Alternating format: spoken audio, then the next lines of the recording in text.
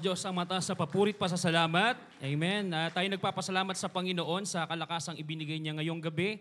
At sa ating mga lingkod, kay Pastor Bus at kay Pastora Ruth, for the privilege na ibinigay sa ating magamit. Amen. Na maging daluyan ng pagpapalang salita na hindi lamang sa mga tagapakinig, kundi maging sa akin na gagamitin ngayon ay maging paalala sa atin. Sige po, bago tayo magsimula, tayo muna yung manalangin. Ama namin banal na nasa langit, kami po yung nagpapasalamat sa gabing ito, Lord, sa kalakasang ibinigay mo sa bawat isa. Salamat dahil, Lord, dinala mo kami sa lugaring ito. We all know, Panginoon, may gagawin ka ngayong gabi. Dalangin ko, Panginoon, na itago mo lamang ko sa iyong kapangyarihan, basbasan mo ang aking salita, Panginoon, puso, espiritu, at maging sa mga tagapakinig, Lord, buksan mo kanilang puso. Alam namin, Panginoon, Lord, na may plano kang magandang bagay ngayong gabi, na kung saan lalo kami, Panginoon, magmamature sa aming paglilingkod, Panginoon. As we all showcase for tonight, Panginoon, Lord, maramdaman namin ang iyong presensya. Ikaw lamang, Panginoon, maitaas sa aming kalagitnaan, purihin ka, pasalamatan ka, sa pangalan mo lamang, Jesus.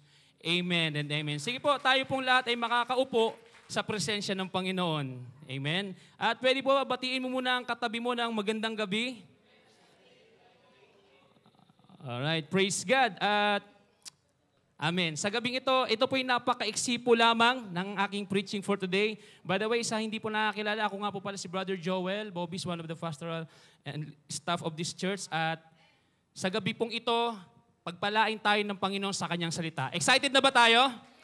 Amen po. Sige po, buksan po natin. Tayo po magbabasa ng salita ng Panginoon on Galatians 6, 2-3.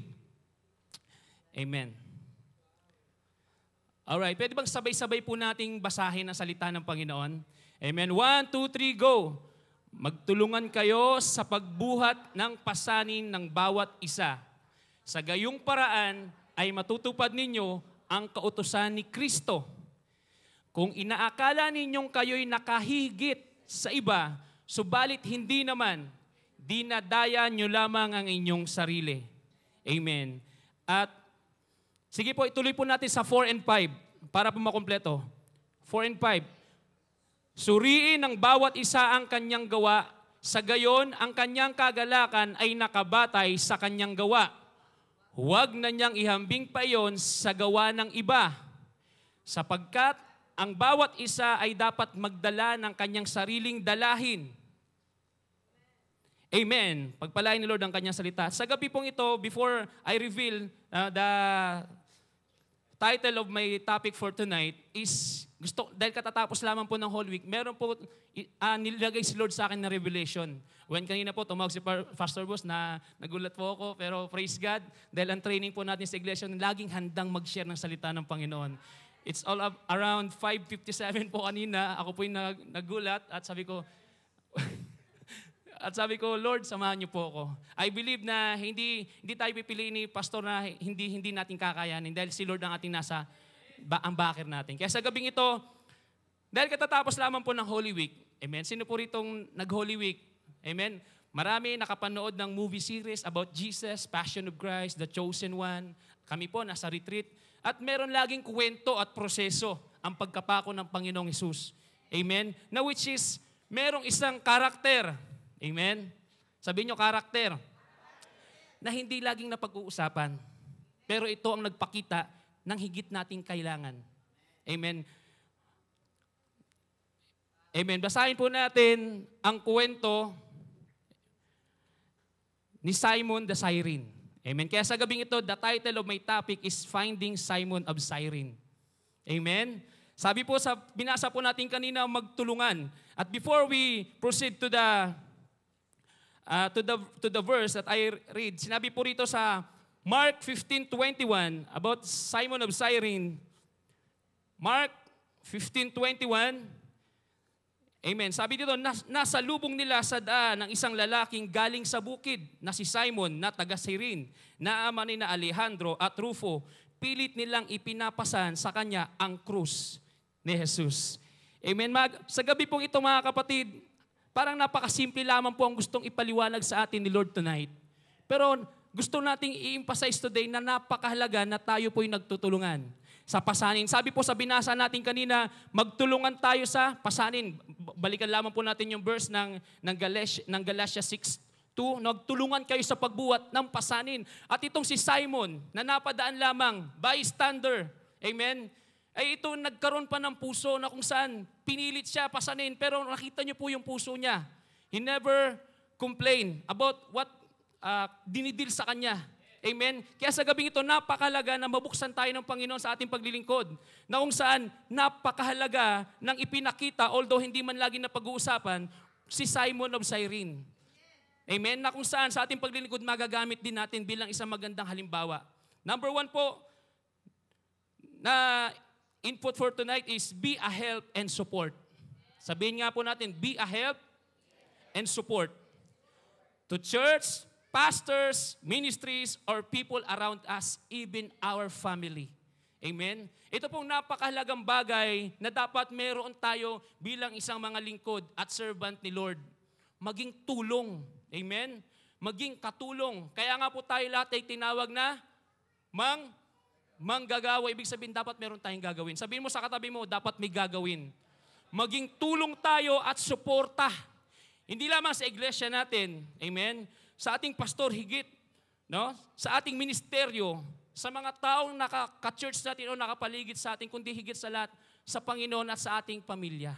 Amen? Sa pamilya natin, maging support tayo. Amen? I-practice natin, lalo na po ito sa iglesyang ito, sa ating church, napakalaga na kung saan dapat tayo nagiging bahagi. Even on our simplest way. Amen? Lahat po tayo rito ay may capacity and ability to be a support. Ibig sabihin, it doesn't matter kung ano ang meron ka ngayon. Kung ano ang saan ka ngayon nilalagay ni Lord, pwede ka maging support dyan. Amen? Kung wala po talaga, kahit prayer support. Amen? Sa gabi pong ito, napakahalaga po ang pagiging support natin sa bawat isa. Amen? Dahil ang kaaway, ang gusto lagi ng kaaway, i-isolate po tayo. Ayaw tayong i-involve. Kaya sabi mo sa sarili mo, be involved. And everything and anything na pinagagawa sa ikululuwalhati ng Diyos, maging involved po tayo. Amen? Basahin po tayo natin sa Hebreo 10:24. Hebreo 10:24.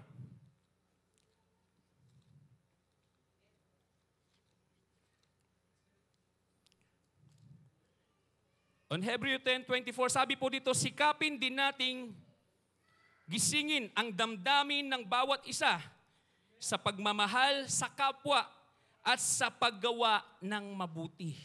Amen? Kagaya po ng ginawa ni Simon of Cyrene. Mga kapatid, hindi po siya disipulo. Para po sa gusto niyo po malaman ng ni Simon. Hindi po siya one of the disciple or apostle ni Jesus. Amen? Siya lang po ay napadaan. Pero anong kagandahan sa puso ni Simon? Amen? Naging willing siya. Kumbaga, along our journey sa pagsuserve sa Panginoon, merong Simon of Cyrene na ipapadala sa atin. Sa tuwing tayo naghihina. At mismong literal, ang nakakatuwa nga po kung alam lang at kilala ni Simon of Cyrene kung sino yung tinulungan niya, amen, baka nung araw na yun, hindi siya makatulog. Amen? Nandun po ba kayo? Kung kayo po ang nasa katayo ni Simon of Cyrene at ang tinulungan mo ay ang hari ng mga hari, ang Mesiyas, si Jesus, nakaka-bless, pasan niya yung krus. Kaya sabi doon kanina, magtulungan sa pasanin. Yun po talaga ay literal na pumasan. At nawa maging ganun tayo sa ating kapwa, sa ating church, sa ating mga pastor. Amen. Sa bawat isa, lalo tigit sa pamilya natin. Kasi mga kapatid, sa totoo lang, ito pong church minsan ay nagiging intablados sa marami sa atin. Mabait sa church, nagsusupport sa church, sa family hindi. Hello? May kausap po ba ako ngayong iba? Kaya baguhin natin. Unang-una, maipakita mo yan sa Lord, sa pamilya mo. And then dito sa church, lalong i-practice po natin. Sabi po kanina, sa sinabi ko po, hindi hadlang kung anong meron ka ngayon. Amen?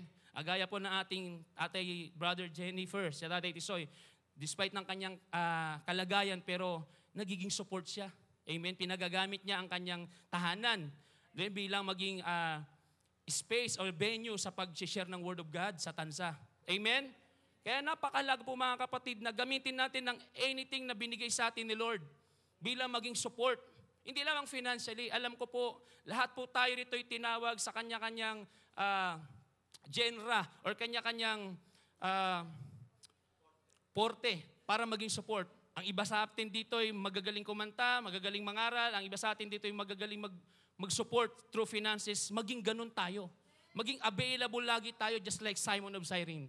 Amen? Pangalawang punto po is stop complaining and comparing but start caring. Amen? Sabihin nyo nga po, stop complaining. Stop complaining. Stop comparing but start caring. Tigilan po natin o wag dumating sa punto na mauna pa tayo magreklamo, magkumpara, kaysa magkaroon tayo ng care sa bawat isa. Amen. Nakita nyo po, kung babalikan nyo po yung kwento, kung kayo po ang lalagay sa katayuan ni Simon, sino siya? Papapasanin ako, yung bigat niyan. Tama po ba? Tapos pinagpipilitan siya. Amen. Hindi yung nagkataon, kundi dinidil sa atin ni Lord na along the way sa paglilingkod natin o sa pagpasa natin ng krus, may ganun tayong taong makakasalubong. At madalas na pangyayari, hindi natin yun na ina-acknowledge. At pwede nga maging tayo lagi ganun. Amen. Na kung saan, binibigyan tayo lagi ng opportunity ng lingkod ng Panginoon na maging tulong. Amen. China-challenge tayo na mag-support sa iglesia. Amen. Bakit hindi? Nakita niyo pong ugali ni Simon of Cyrene na kung anong meron siya, hindi niya tinignan na, hindi naman ako tagasunod niyan eh. Pwedeng umayaw, pwedeng sabihin na ayoko, pwede siyang tumakbo. Pero ang kagandahan po sa puso ng taong yon ni Simon is willing siya. Kung nakikita niyo po at napanood niyo po yung film, Passion of the Christ, tinitignan niya pa si Jesus eh. At wala yung moment na parang nakita mo sa mata na sino kaya itong tinutulungan ko. Amen? At partida pa po na yung mga nakapalibot kay Jesus ng crowd na yun, marami doon, ginawa ni Lord din na magaganda, pero wala ni isa man sa kanila ang tumulong. Ito lang po si Simon of Cyrene. Madalas bagaman hindi na pag-uusapan o hindi siya natatapik, no, pahapyaw lang, pero napakalaga po ang nagkaroon ng katangian sa buhay ng taong yun. Para along the way, makatagpuan din natin iyon sa ating paglilingkod o maging tayo katulad ng ginawa ni Simon of Cyrene. Amen? Pwede bang palakpakan natin si Lord ngayong gabing ito? Pangatlong punto po, be genuine in serving. Amen? Maging totoo lamang po tayo sa paglilingkod, sa pagsaserve natin. Sabi nga lagi ng pastor natin, no hidden agenda. Amen? Maging puhunan natin ay ang pag-ibig ni Kristo. Amen? Just like Simon, kung maintindihan niyo po yung kwento, napakalayo po, paglalakbay ang papasanin, papunta pa siya sa itaas. Pero naging totoo din ang taong yun sa kanyang ginagawa. Amen? Tinulungan niya talaga. Sabi po rito, basahin po natin ang Romans 12:9-11. Romans 12:9-11. About be genuine in serving. Amen. Sabi po rito, maging tunay ang inyong pagmamahalan. Kasuklaman ninyo ang masama at pakaibigin ang mabuti. Amen? Napakaganda po ng verse, no? Sabi po dito, magmahalan kayo bilang magkakapatid at pahalagan ninyo ang iba ng higit sa pagpapahalaga nila sa inyo. Wow! Kung magiging selfish lamang po si Simon of Cyrene, hindi niya pagbibigyan si Jesus na tulungan. May lakad pa ako, Lord eh. Teka lang, sabi doon, siya ay parang nag-aano ng mga hayop. Galing siya sa field. Teka lang, may niluluto pa ako doon eh. Pwede ko muna ito iwanan. Amen? Pero hindi ganun naging ugali ng taong yon ni Simon. Kaya sana maging ganun tayo. Mag-i-practice natin na kapag merong privilege ang lingkod ng Diyos, amen, at tinawag tayo, hinamon tayo, amen, please be one of the first na tumaas. Yes, Pastor. Magiging bahagi po ako. Magsusupport po ako. Amen? Amen po ba? Sabi nga po kanina, hindi hadlang kung anong meron ka para maging support ka ng iglesyang ito.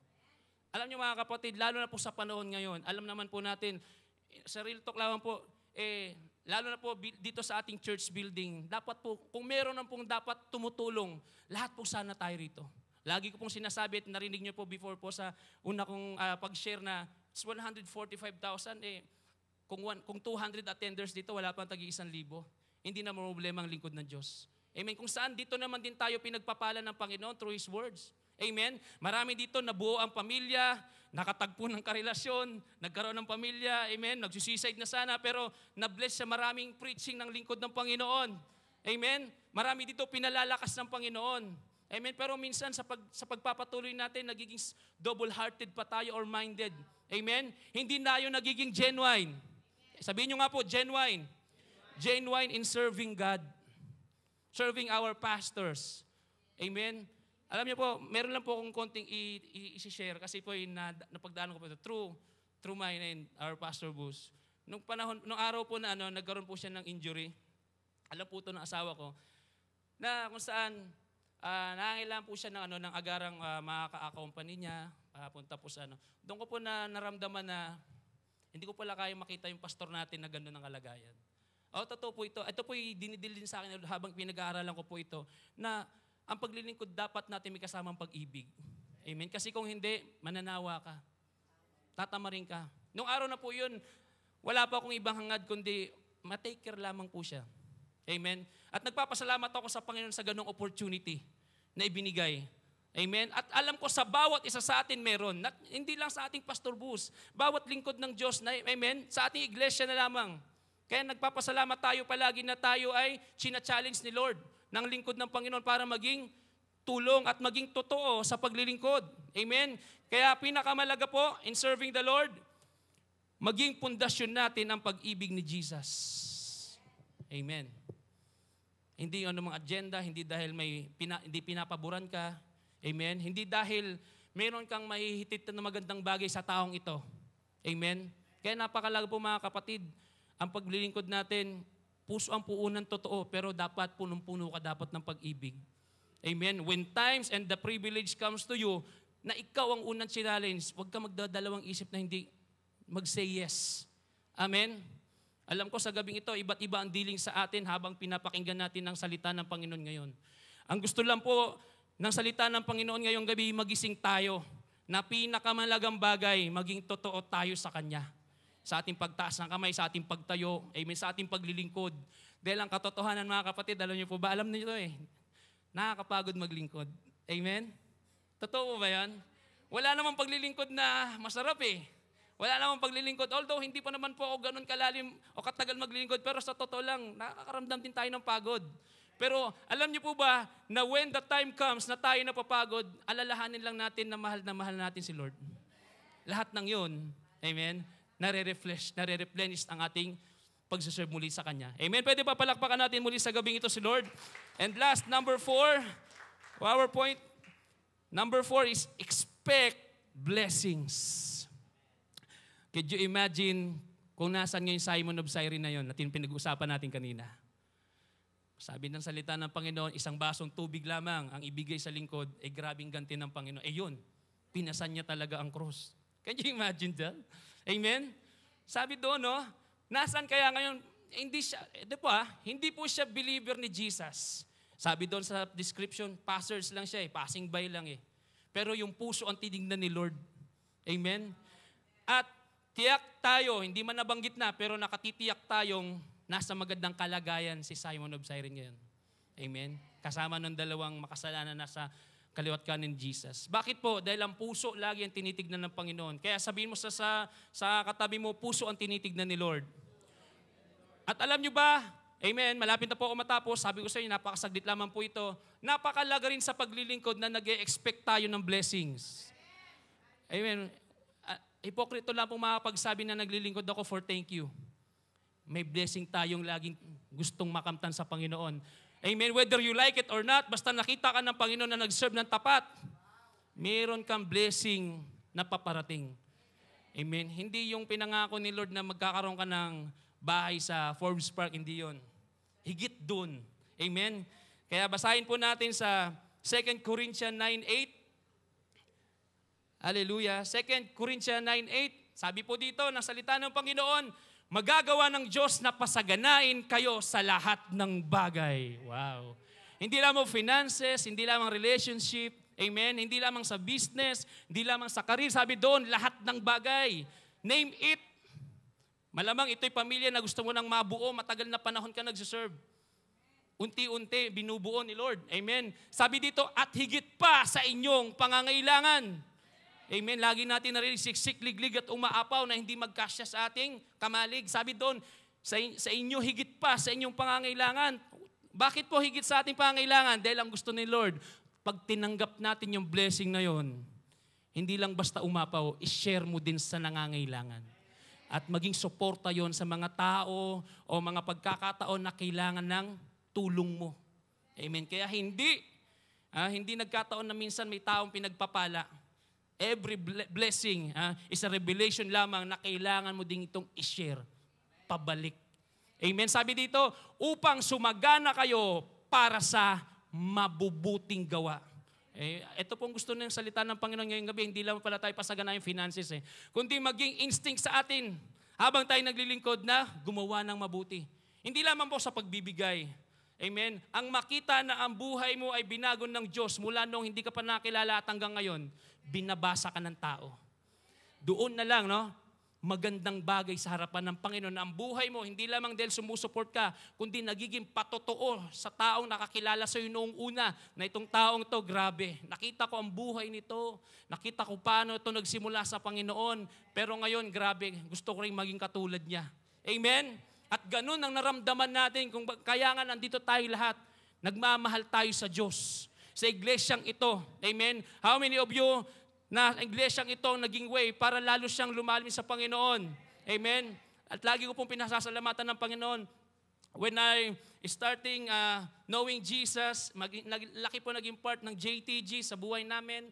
At ako po personally, dahil sobrang layo po ng hulmahan ko noon at ngayon, ang layo. Nakita ko po yung drawer ko, mas marami po akong damit na pangpadis noon. Pero ngayon nakita ko, marami na akong pang-church. Hindi lamang po, marami pa pong bagay. At alam ko, ganun din po sa inyo. Kumbaga, ang laki ng ginawa ng Diyos, turn around sa buhay mo ngayon. Kaya sa gabing ito, pwede ba maging support tayo? Amen? Pwede ba sabihin mo sa katabi mo, pwede ba maging support tayo? Sa church, to our pastors, sa ministry, and even to our family. Amen? Simpleng bagay lamang po, just like Simon of Cyrene. Hindi siya pinag-uusapan lagi. Pero ang laking factor nung pinakita niya bilang isang Kristiyano, mas naging born again pa nga siya sa karamihan doon siguro. Amen? Bakit po nandoon yung willing and able niya to help despite ng kanyang kalagayan? Sabi ko nga kanina, malamang may tinali pa yung kamelyo sa gilid, pero wala nandoon na, gusto niya tumulong Amen? Kaya sana, pag tayo rin naman, challenge tayo ni Lord, hindi lamang po sa tulong ng physical, kundi anything. Sabi ko nga kanina, hindi dahil sa kapasidad mo, abilidad mo, yan ay magiging burden mo. Diyan ka pa gagamitin ni Lord para maging support. Amen? Kaya sana sa gabing ito, be a help and support. Stop comparing, complaining, but start caring. Be genuine in serving the Lord and expect blessings. Napakalaga po yan. Magkaroon tayo sa paglilingkod ng hindi lamang genuine, kundi nag-expect lagi tayo na si Lord naman bahala sa atin. Amen. At lagi po natin narinig sa lingkod natin na itaya mo na lahat pati pamato. Amen. Dahil may blessing na paparating. Alam niyo ba? Hindi pa nakita at hindi pa narinig ng tao ang magagandang bagay na inihanda sa atin ng Panginoon sa gabing ito. Amen? Kaya sana sa gabing ito, napagpala tayo, napalakas tayo ng salita ng Panginoon ngayong gabi at ugaliin natin palagi, maging instinct sa atin, maging support tayo to one another, especially to our church. Amen? Amen po ba? Sige po, ngayong gabi ito, tayo lahat ay tumayo. Hallelujah. Salamat sa salita ng Panginoon. Amen. At tayo po'y manalangin. Ama naming banal na nasa langit, kami po'y nagpapasalamat, Lord, sa ginawa mo ngayong gabi. Lord, just like Simon of Cyrene, Panginoon, Lord, maging ganun din nawa kami araw-araw ng aming buhay. Sa aming iglesia, sa aming pastor, sa aming ministeryo, sa aming pamilya, at higit lahat sa iyo sa pinagagawa mo sa amin. Nalalaman namin lahat na kami tinawag mo, Panginoon, at may kanya-kanya kaming gampanin sa harapan mo. Lord, na hindi kami titingin sa sirkumstansya, sa anuman ang meron kami, sa kalagayan namin sa buhay, sa aming finances, kundi Lord, titingin kami, Panginoon, kung paano ka naglingkod. Ganon din na maging puso namin. Kaya sa gabi ito, humingi kami ng gabay palagi sa iyo, sa mga pagkakataon at panahon na kami manghihina, Panginoon, na ikaw din, Panginoon Lord, ang magiging Simon and Cyrene sa amin. Ikaw ang aming tagatulong sa amin. Sa iyo kami hanap, Panginoon Lord, ng kalakasan, Panginoon. Bagamat, Panginoon, ang marami sa amin ay napapagod o pagod na, pero sa gabing ito, Panginoon, I know, Panginoon, pinalakas mong muli. binalik mo muli ang kaapuyan namin sa paglilingkod, Panginoon. At ito, Panginoon, Lord, ay umapaw sa aming buhay, Panginoon. Makita sa amin, Panginoon, Lord, ang ebidensya ng pagbabago mo sa aming buhay, Panginoon. Salamat sa gabing ito, Panginoon. Pagpalain mo yung bawat isa, Panginoon, sa aming paglabas sa lugaring ito, Lord, na hindi na kami tulad ng dati kung paano maglingkod sa iyo noon, Lord, kundi hihigitan pa namin, Panginoon. Dahil alam namin, Panginoon, Lord, gustuin man namin o hindi, may inihanda ka ng magandang bagay para sa bawat anak mong naglilingkod ng tapat, tunay at totoo sa gabing ito. Hallelujah. Kaya, Lord, samahan mo kami, Panginoon, Lord, sa aming pagpapatuloy, Panginoon, in serving God, in serving you, in serving people, in serving our church, Panginoon, Lord. Ikaw, Panginoon, Lord, ang maghari sa amin. Kaya sa gabi ito, thank you, Lord, sa ginawa mo ngayong gabi. At naging bukas ang kalangitan, Panginoon, para muli sa amin, Panginoon. Purihin ka, pasalamatan ka, Panginoon. At ikaw ang siyang maluwalhati sa aming bawat paglilingkod. Ikaw ang makita sa amin, Panginoon. At ang puso mo, Panginoon, magiging puso namin sa bawat paglilingkod. Ikaw ang maluwalhati at maitaas sa amin. Sa pangalan mo lamang, Jesus. Amen and amen. Sige po,